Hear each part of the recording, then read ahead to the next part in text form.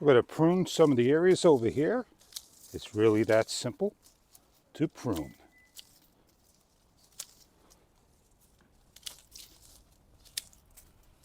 You garden, this is something you may want to get.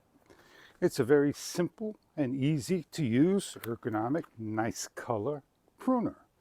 We're going to show you how simple it is to prune. But before we get going, it has a little stopper. It has a little release that you press, opens up, that you can simply snip. It opens up to about 1 inch to 1/4 of an inch. It's known as the SK5, and when you want to lock it, you just simply hit the lock button and lock it into place. Only when it's closed. If it's in the open and you try to lock it, it's not going to lock, but it's going to give you just a little shorter hand span, as you can see. So let's go prune and show you how simple it is. I'll give you a nice close-up look. Smooth as butter.